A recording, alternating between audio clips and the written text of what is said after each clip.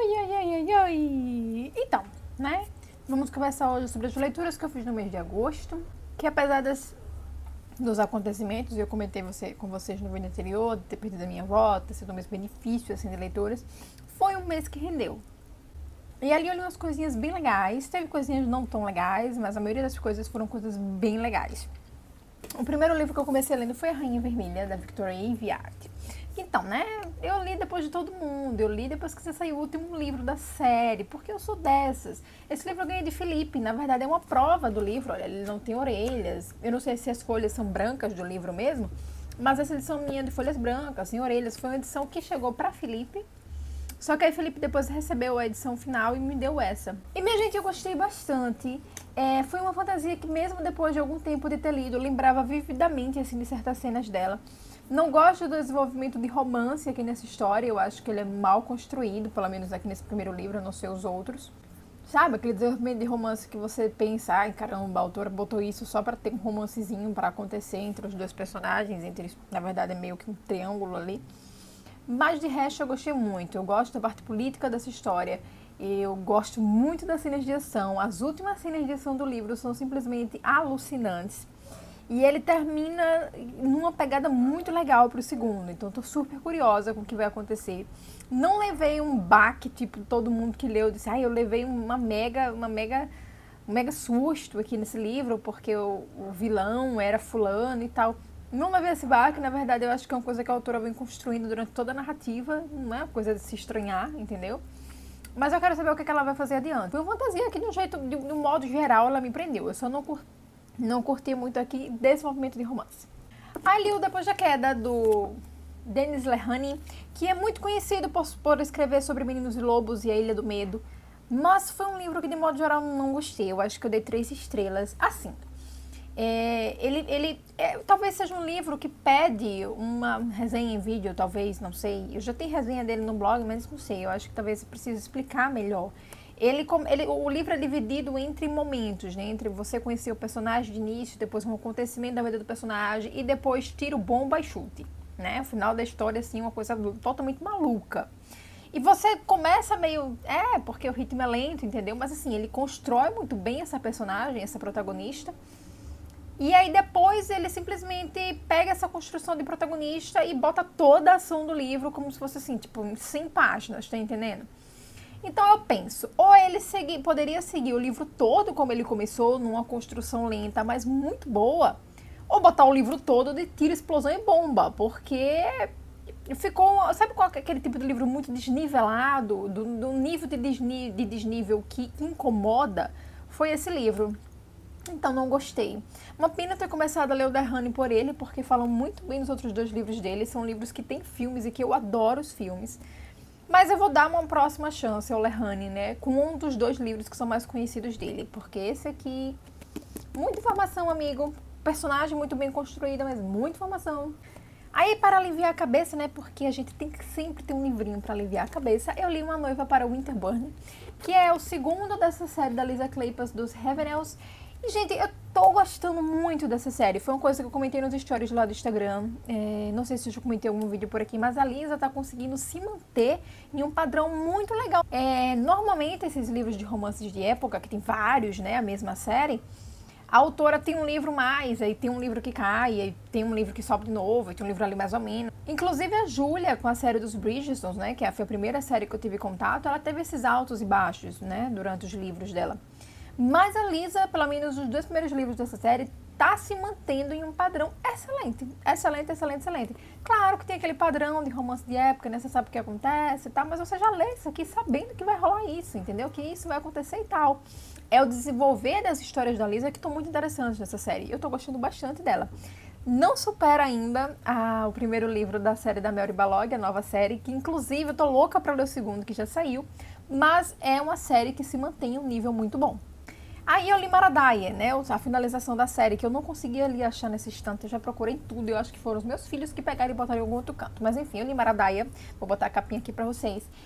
E Maradaia tem um terceiro livro que não é tão bom quanto os 2 primeiros. E eu já disse isso várias vezes a vocês em outros vídeos aqui em stories no Instagram. Acontece o seguinte, a gente começa o Maradaia com uma coisa sobrenatural, mas que parece meio espiritual, meio, sabe? Você não sabe o que é. E eu acho que o não saber o que é o que prende o leitor no livro da Michelle.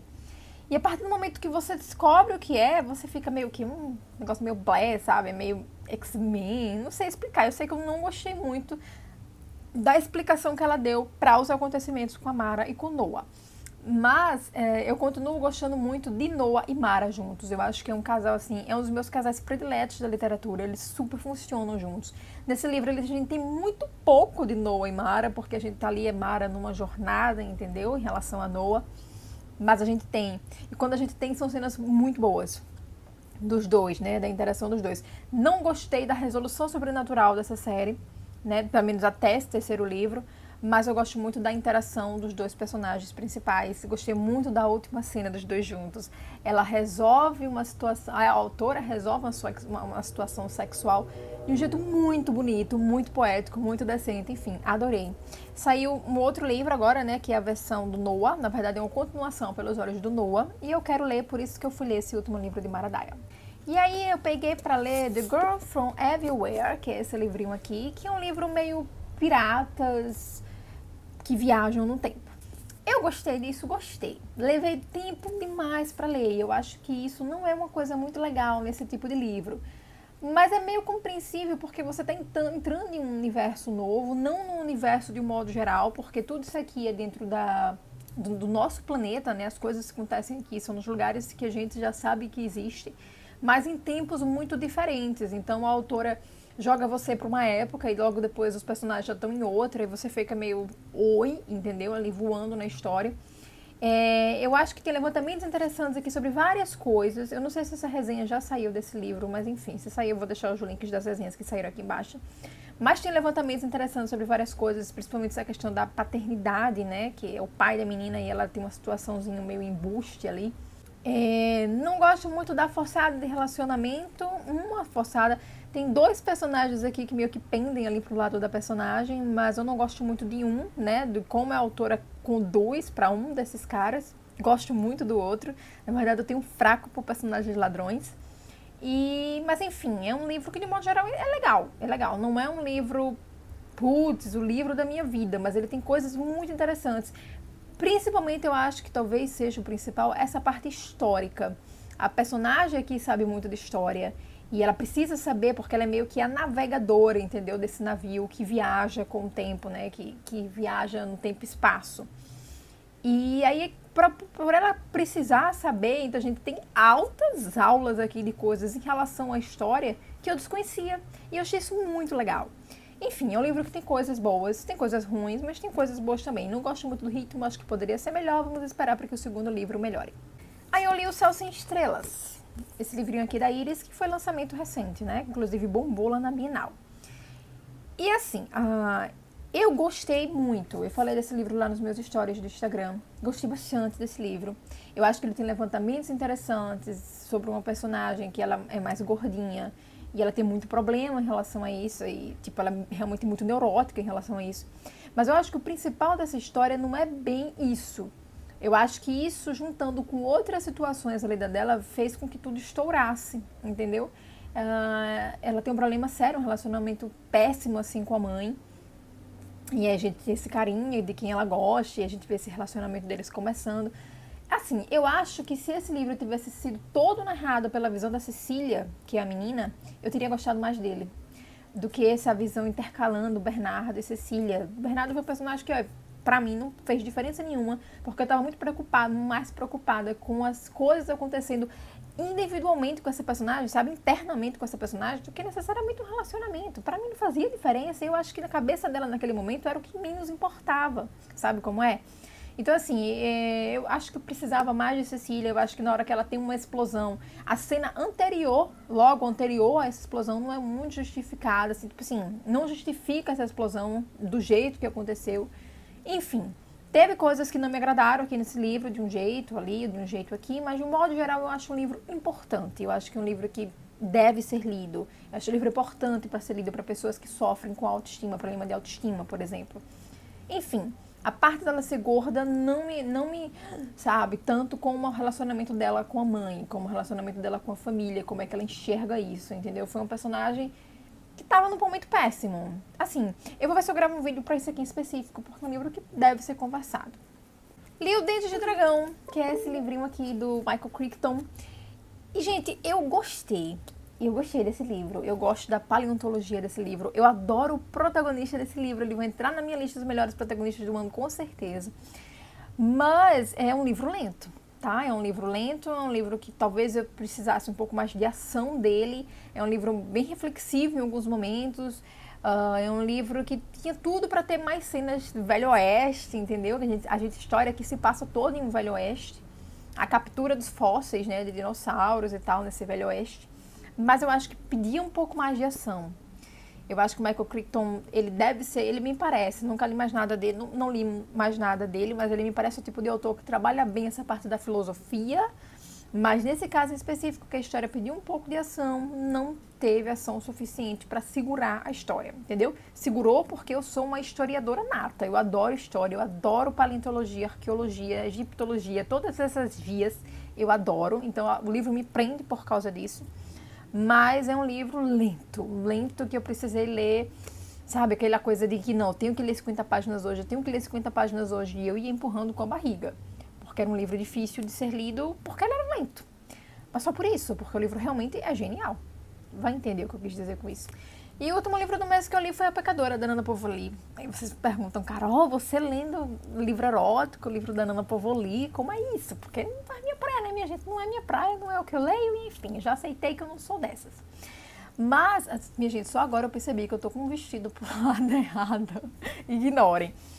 Mas assim, eu estou fazendo laboratório de escrita. E sempre que eu faço laboratório de escrita, eu tenho que me arriscar em literaturas que não são minha praia, né? A gente tem que ler. Não sei se vocês já leram meu novo e-book falando sobre essa coisa da escrita, mas a gente tem que ler aquilo que a gente quer produzir. A gente tem que consumir aquilo que a gente quer produzir. E se eu quero produzir alguma coisa que tem uma pegada um pouco mais puxando pro hot, eu tenho que ler esse tipo de livro. E eu gostei muito da temática porque ela vai falar sobre uma mulher que é de igreja, uma evangélica, que é casada e que daí se interessa por um outro cara e a gente vê essa coisa da pecadora, entendeu? Só que eu acho que a parte do pecadora deixou muito a desejar. Porque quando você pensa assim nessa história, quando você lê a sinopse desse livro, você pensa em algo tipo o filme Ninfomaníaca, sabe, do Lavoisier. Você pensa em algo nesse estilo. E não é o que acontece. Eu esperava uma personagem que estivesse tentando descobrir uma sexualidade, e nessa de descobrir a sexualidade se interessassem por todos os homens. Que ela tivesse relacionamentos com vários homens, entendeu? Até que no futuro venha se encontrar em um romance, não sei o que, não sei o que, não sei o que. Só que a gente percebe logo no início que na verdade é um romance. É um romance bem escrito? A Nana escreve bem, escreve. Um romance bem escrito mas não é o que eu esperava do livro. Eu esperava realmente que essa personagem, que é a Isabel, ela se envolvesse com vários caras, ficasse muito porra louca, entendeu? E antes de ter um relacionamento, de pensar em alguma coisa, em um relacionamento. Eu até comentei com uma menina no Instagram, que eu sigo, eu esqueci, Litera Fotos, eu acho que é alguma coisa assim, o Instagram dela, eu gosto muito do Instagram dela, eu gosto muito das conversas dela no Stories, e ela é um tipo, e ela é aqui de Maceió, e gosta muito de ler esse tipo de livro. E ela só fez uma propaganda, né, sobre o livro, depois que eu li, ela perguntou, e aí, o que você achou? Eu fiz, olha, eu só acho que ela saiu de um dono pro outro.